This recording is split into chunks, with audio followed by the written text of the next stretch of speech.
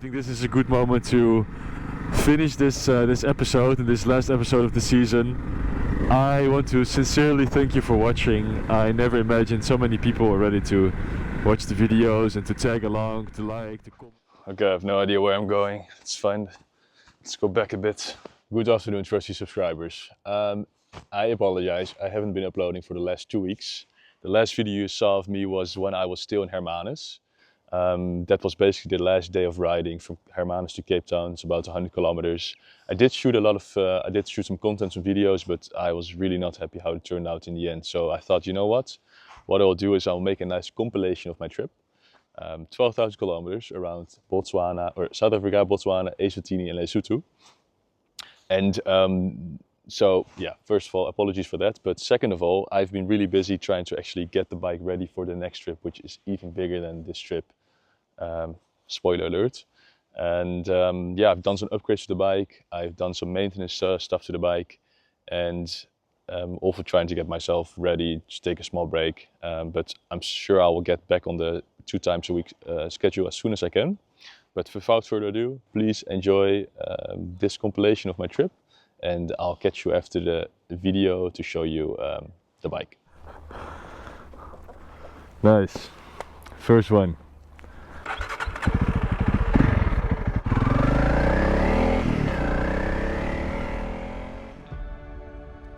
After I've marked my bike with its first sticker, it's time to leave the city behind. Getting out of Cape Town was nothing short of amazing as I headed for these mountains here. Crossed countless mountain passes, and after nearly 500 kilometers of riding, I was officially entering one of South Africa's most desolate places. Welcome to the Karoo.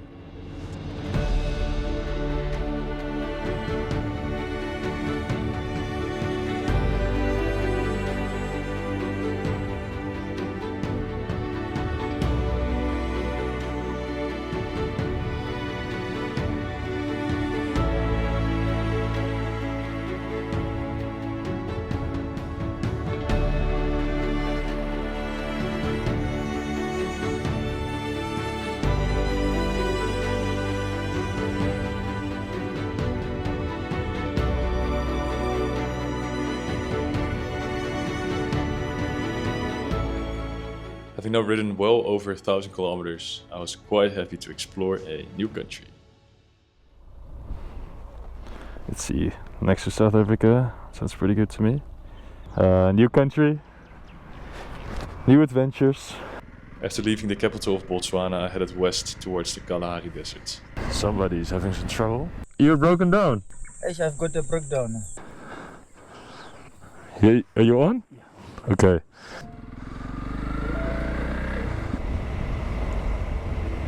I'll be okay. Yeah, you'll be okay? I'll be okay. Okay, good luck. All the best. Thank you. I rested up for a bit here, and then I prepped myself for the next day of riding. The road is too sand. Hey! Hey! Deep ruts.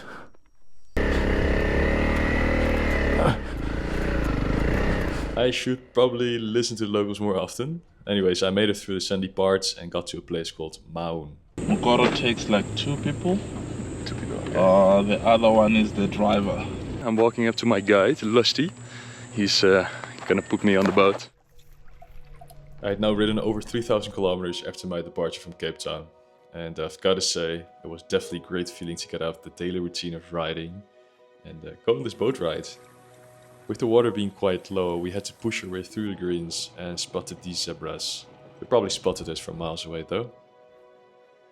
Especially after hundreds of kilometers of dry, arid roads, this place felt like nothing short of an oasis. And I've gotta say, having now experienced it myself, I see why it's listed as one of Africa's natural wonders.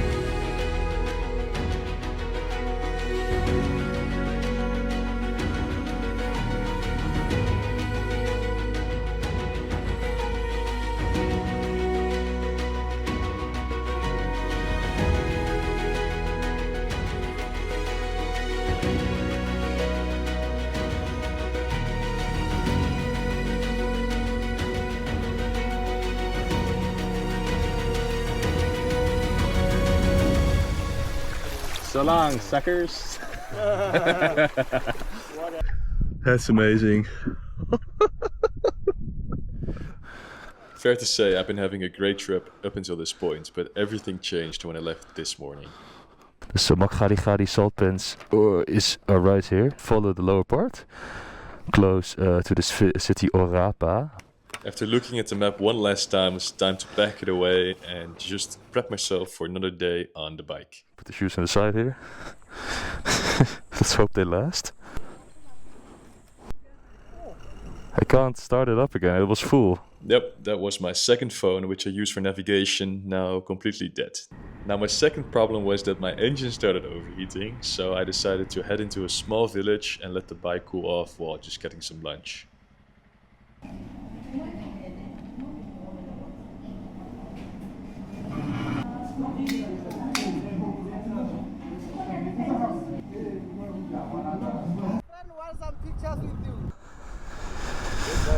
Like being in Botswana is so nice. Goodbye, phone. Oh yeah, take the wallet while you're at it. My wallet. Now, after I realized what had happened, I actually tried to chase these guys for, I believe, a good hour. But believe me, that's quite hard with a 300cc engine without blowing it up. So I ended up in this small village after a while. I went to the police station there. And yeah, there I was. Now, luckily I met this guardian angel who actually helped me when I got to the village in the first place. And he offered me a place to sleep. After I had taken off my luggage, I was basically brought to the local hangout spot with the locals where we drank a couple of beers and talked about everything and nothing. And that ended up being a really cool experience and an awesome memory. Now, before we move on, I'm sure you understand that a bad instance like this makes you a bit bitter. But to be honest, that wouldn't be fair to the country. And it wouldn't even be fair to myself. So I'll learn my hard lesson and then remember all the sweet and amazing people that I met along the way. Hello. Okay.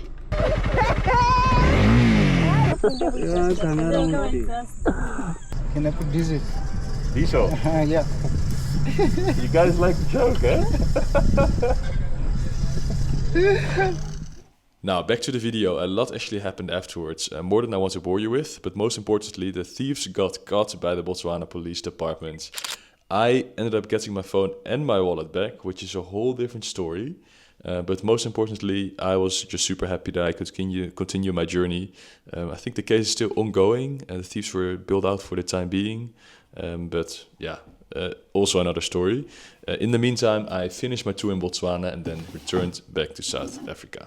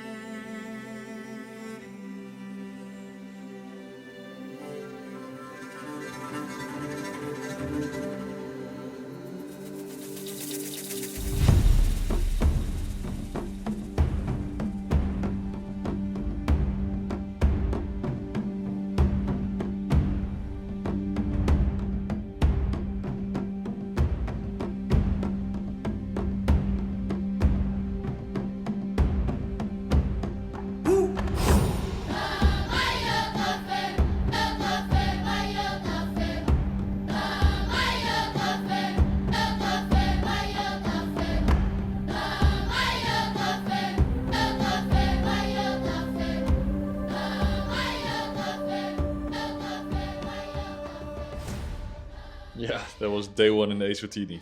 Off to a good start. After dusting off my drone, it was time to explore a new country, a country I had honestly never heard of before entering. Today we're riding all the way down, so I'm probably taking this back route here past Buleni. Look at it.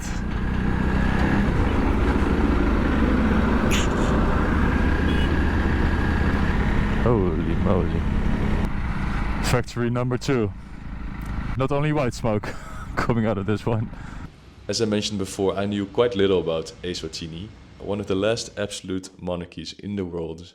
And as lame as it may sound, I thought it was quite cool to learn about the importance of sugarcane to this country and to see it all in action. Oh my god, come on. I'm not sure if you can see this with the sun shining into the lens, but this is something straight out of a movie, no?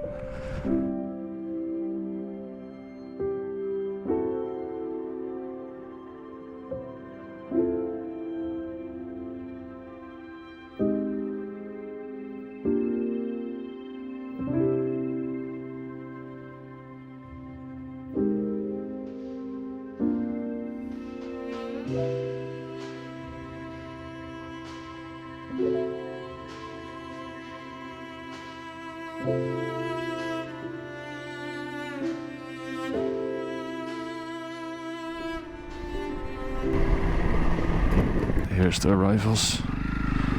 With that came an end to my time in Eswatini as I headed for KwaZulu-Natal. There's something about this province that's just hard to put a word on. You're riding on top of these rolling hills and it just hits different.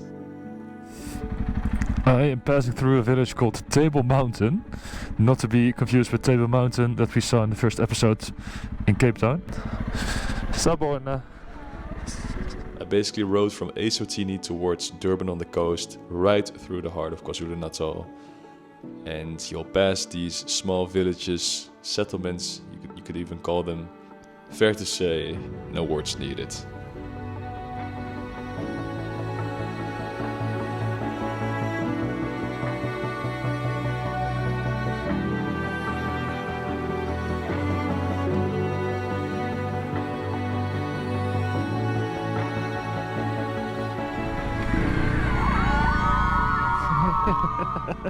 You don't see many bikies there, I guess. But anyways, I did finish my ride through KwaZulu-Natal and then made the decision to go to a country called Lesotho, which you can see on the map. Which was amazing. To get there was quite a trip, probably one of my highlights. And I think the video speaks for itself.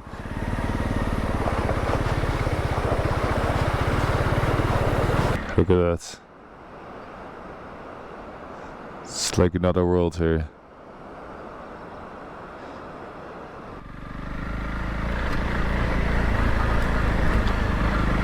It's getting pretty rocky and steep. She's getting warm. It's getting a bit rougher now.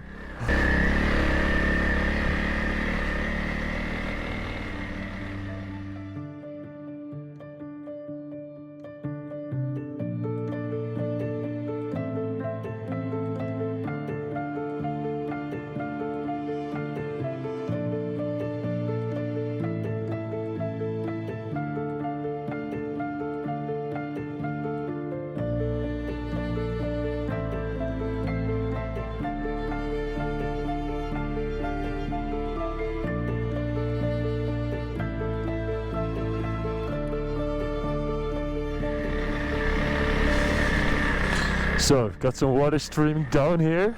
I'm now at the part with all the switchbacks, so it's getting quite steep now, but we're getting also relatively close. Look at the way down here. Pretty sick, eh? There we go. They're so nice. What is that? Chicken strips, but it's intestines. Intestines. Golly. That's pretty high, hey? Pretty fast. Just gonna walk up the bridge and see if I can take my bike there. In Lesotho, you really don't have to go far to find some really hard tracks. Like you go off the main road, quote unquote, and you'll be on a gravel path, crossing a river like here, big rocks everywhere. I'm happy with this small bike, but you also really don't have to go far to find some really, really nice locals. It feels like the harder the terrain and the place you're living in, the kinder they are, really. Holy moly. Come on, boy. Oh, this is madness. Come on. Are you kidding me? Okay, let's show you the one that I definitely don't want to do again, just for good measure. That's just, this road down was abysmal. Just, it's so much steeper in real life than it looks in camera. Big rocks.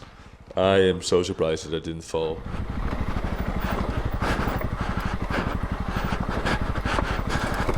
Holy sh! slipping and sliding. Oh, we have some traffic incoming. I found that when I do a hard section like that, I often get so focused and in the zone that I totally forget where I'm riding. Oh, let's take a small break here. I'm starting to believe this is gonna be another long day. But then after taking a small break, you get riding again, you slow down, and it's just, yeah, you totally soak it all in. What a sight.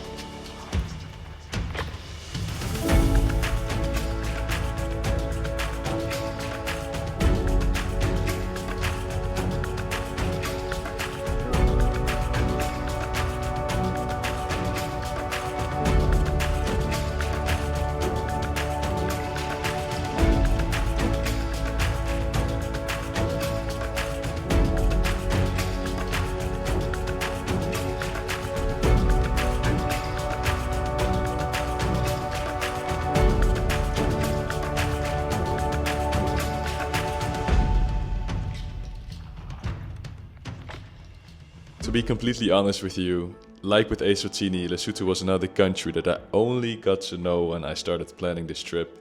And it definitely makes you wonder how many of these amazing spots and locations are still out there, completely untouched and yet to be explored. One thing's for sure, I'll be back here one day. I can officially say it, we're back in South Africa. There we go. So I guess that's the river we've been following all along. Okay, let's get to roads. I'd officially crossed back into South Africa for the third and final time. Having now ridden well over 10,000 kilometers, it was time to do the final stretch to get back to Cape Town. We are now here in Coffee Bay, and basically the Wild Coast runs from Port St. John's all the way to East London, if I'm not mistaken. And you can't actually go across or along the coastline, but as you can see there's multiple, well, you can't see all the small roads, but there's many small back roads you can take. And so that's the plan. I'm gonna try and get to Kaimouth today. Small houses everywhere. If there was any place that I wish I'd spend a bit more time, it would probably be the Wild Coast. I spent a day in Coffee Bay and then rode down all the way to Kaimouth, basically in one day. There's just so much to see. I mean, the problem is, wherever you go, there's always more to see and there's always too little time. And so I continued my journey and got to the province where I started almost 3 months ago, the Western Cape. Ah ha ha, here we go. Back into the Western Cape, guys. Garden Route District. I just put aside here. I can hardly believe it. We're back into the, well, I guess the province that we started in, the Western Cape. After almost 12,000 kilometers. I have now basically visited all the provinces except for Free State in the middle of South Africa. And I've got to say, I am continually amazed by the diversity in all ways in this country. And this trip has been a big eye-opener for me. Not only learning how to drive these big distances for weeks on end, but also trying to take care of the bike. This is way too loose, and I can only push it back just a little bit. So let's hope that's enough till I get to the next town. You've got to be kidding me. Let's just give it a go. Okay.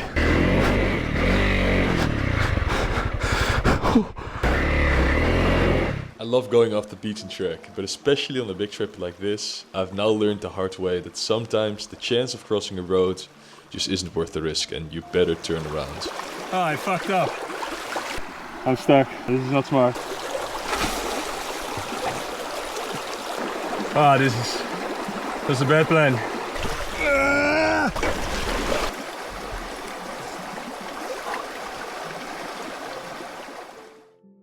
Heck, I even had 3 flat tires in one day. That was definitely a fun one. Ah, shit.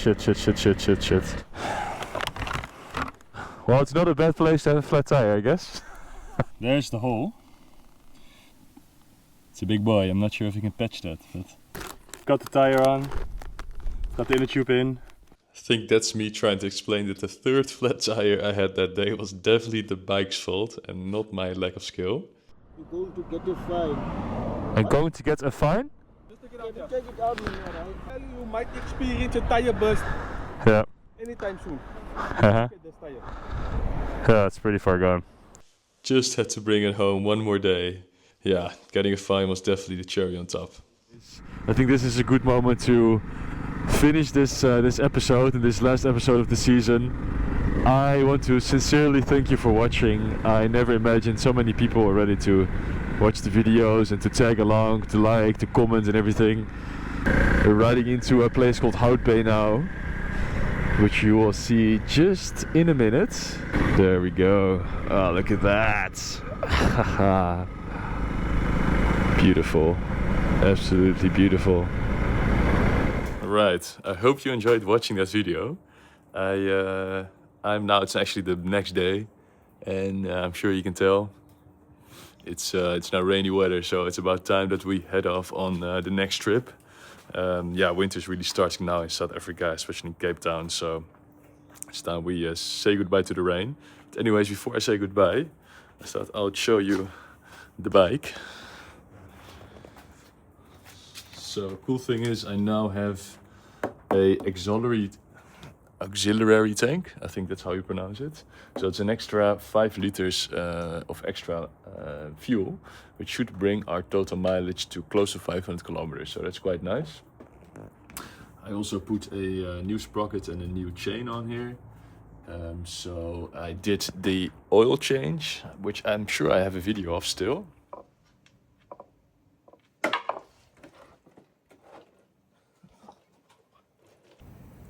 Some dirty oil.